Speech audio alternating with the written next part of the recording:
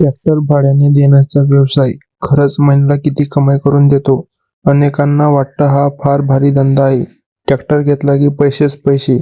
पण काही जण म्हणतात खर्चच जास्त, डिझेल, ड्रायव्हर, दुरुस्ती, हातात काही उरत नाही. मग खरं काय आहे? चला सगळं आकड्यावर बोलू. समजा तुमच्याकडे 45 ते 50 HP ट्रॅक्टर आहे. सोबत रोटावेटर, नांगर, ट्रॉली अशी बेसिक साधने आहेत. गावात शेतीची कामं सुरू झाली की सर्वात जास्त मागणी रोटावेटरची असते. सध्या अनेक भागात रोटावेटरचा दर तासाला 1200 ते 1500 रुपये आहे. काही ठिकाणी एकरी 2000 ते 3000 रुपये घेतात. जर दिवसाला 6 ते 8 तास काम मिळालं तर एका दिवसाची कमाई साधारण 8 ते 10 हजार रुपयापर्यंत जाऊ शकते. पण रोज काम मिळेल का? हे सगळ्यात महत्त्वाचं आहे. शेतीचे काम हंगामावर अवलंबून असतात.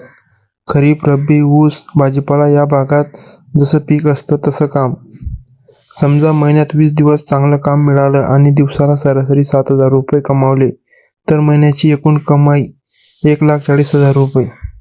आता इथेच लोक खुश होतात. वा, 1.5 लाख कमाई. पण थांबा, खर्च काढूया. डिझेल ट्रॅक्टर तासाला साधारण 4 ते 5 लिटर डिझेल खातो.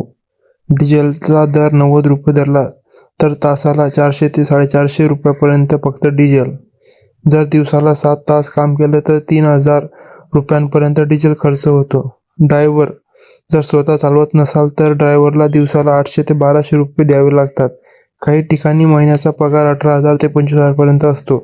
Maintenance, servicing, engine oil, grease, filter, tyre घासणे, लहान मोठी दुरुस्ती महिन्याला सरासरी 10 ते 15,000 रुपये तरी धरावे लागतात. कधी मोठी बिघड झाली तर 30-40,000ही जातात. EMI, जर ट्रॅक्टर लोनवर घेतला असेल तर महिन्याची EMI 25,000 ते 35,000 रुपये दरम्यान असू शकते. हे मॉडेल आणि डाऊन पेमेंटवर अवलंबून असते. आता साधारण हिशोब लावूया.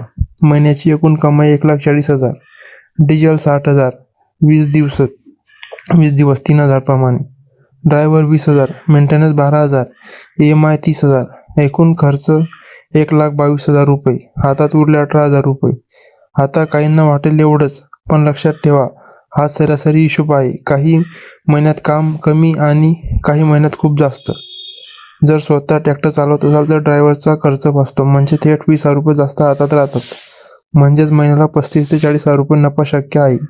ज्या भागात ऊस तोडणी, माती भरणे, बांधकाम, ट्रॉली काम जास्त असतं तिथे कमाई अजून वाढते. ट्रॉलीने वाळू, मुरुम, शेणखत, सिमेंट, विटा वाहतूक केली तर दिवसाला 5,000 ते 8,000 सहज मिळू शकतात. काही जण काय करतात माहीत आहे का? एकाच ट्रॅक्टरवर अवलंबून राहत नाहीत. Rotavator, cultivator, seed drill, spray pump, laser, लेव्हलवर अशी जास्त साधने घेतात. त्यामुळे वर्षभर वेगवेगळी कामे मिळतात. खरं सांगायचं तर ट्रॅक्टर भाडे व्यवसायात पैसा आहे, पण प्लॅनिंग लागतो. गावात आधीच 10 ट्रॅक्टर असतील आणि तुम्ही 11वा ट्रॅक्टर आणताल तर काम वाटून मिळणार. दर कमी करावे लागतात, स्पर्धा वाढते. त्यामुळे आधी मार्केट बघा. किती शेतकरी आहेत, किती ट्रॅक्टर आहेत, कोणत्या कामाची जास्त मागणी आहे. आणखी एक मोठी गोष्ट, वेळेवर काम. शेतकऱ्याला वेळ महत्त्वाची असते. पेरणी उशिरा झाली तर नुकसान. जर तुम्ही वेळेवर पोहोचलात, नीट काम केलं तर पुढच्या वेळी दुसऱ्याला फोनच करणार नाही. काही जण सुरुवातीला कमी दर ठेवतात, ग्राहक जोडतात, नंतर हळूहळू दर वाढवतात. ही एक स्ट्रॅटेजी आहे. महिन्याला 50,000 ते 60,000 रुपये निव्वळ नफा कमवणारे लोक आहेत का? हो आहेत, पण ते ट्रॅक्टर पूर्ण क्षमतेने वापरतात, रिकामा ठेवत नाहीत. हंगाम नसताना ट्रॉली काम, बांधकाम, भाडे तासावर देणे सगळं करतात. आणखी एक उदाहरण बघू. समजा पावसाळ्यापूर्वी जमीन मशागत हंगाम आहे. त्या 2 महिन्यात दिवसाला 10,000 कमावले आणि महिन्याला 2 लाख टर्नओव्हर झाला. खर्च वजा जाऊन 60-70,000 रुपये नफा राहिला. पण पुढचे 2 महिने काम नाही. तेव्हा सरासरी काढली तर वर्षभराचा नफा बघायला हवा. वर्षाला जर 5 ते 6 लाख रुपये निव्वळ नफा झाला तर महिन्याला सरासरी 40 ते 50,000 धरता येतील. पण जोखीम काय? डिझेल दर वाढले तर खर्च वाढतो. ट्रॅक्टर मोठा बिघडला तर काही दिवस काम बंद. EMI थांबत नाही. पावसावर शेती अवलंबून आहे. दुष्काळ पडला तर काम कमी. म्हणून ट्रॅक्टर घेताना फक्त कमाई बघू नका, सहनशक्ती बघा. 6 महिने कमी कमाई झाली तरी EMI भरू शकता का? काही जण सरकारी सबसिडी, कृषी योजना वापरून ट्रॅक्टर घेतात, त्यामुळे EMI कमी पडते. ते फायदेशीर ठरतं. आता एक महत्त्वाचा मुद्दा, सेकंड हँड की नवीन. नवीन ट्रॅक्टर घेतला तर सुरुवातीला दुरुस्ती कमी पण EMI जास्त. सेकंड हँड घेतला तर EMI कमी पण मेंटेनन्स जास्त लागू शकतो. योग्य तपासणी करून घेतला तर सेकंड हँडही फायदेशीर ठरतो. भाडे व्यवसायात नाव महत्त्वाचं असतं. गावात लोक म्हणालेच पाहिजे की अरे त्याचा ट्रॅक्टर नीट काम करतो. एकदा विश्वास बसला की काम आपोआप येतं. काही जण सोशल मीडियाचा वापर करतात. WhatsApp group, status, Facebook page tractor भाड्याने उपलब्ध असं टाकतात.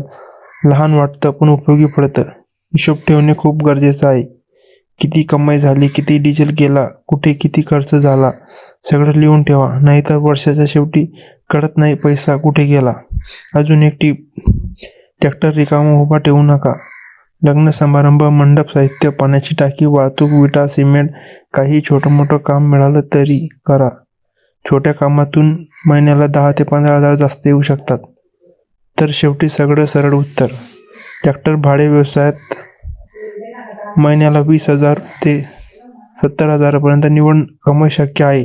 हे पूर्णपणे अवलंबून आहे तुम्ही स्वतः चालवता का, महिन्यात किती दिवस काम मिळतं, EMI किती आहे, स्पर्धा किती आहे, प्लॅनिंग किती चांगला आहे. फक्त ट्रॅक्टर घेतला म्हणजे पैसा येणार नाही. मेहनत, संपर्क, विश्वास आणि सातत्य लागते. ज्यांना शेतीची माहिती आहे, गावात ओळख आहे, स्वतः काम करायला तयार आहेत, त्यांच्यासाठी हा चांगला व्यवसाय ठरू शकतो. आणि ज्यांना वाटतं ट्रॅक्टर घेतला की आराम, त्यांच्यासाठी हा धंदा नाही. शेवटी एक गोष्ट लक्षात ठेवा, ट्रॅक्टर हा खर्च नाही, ते साधन आहे. योग्य वापर केला तर तो महिन्याचा घर चालवतो. चुकीचं प्लॅनिंग केलं तर कर्ज वाढवतो. म्हणून आधी अभ्यास करा, मार्केट बघा, मग निर्णय घ्या. पैसा आहे पण डोकं वापरलं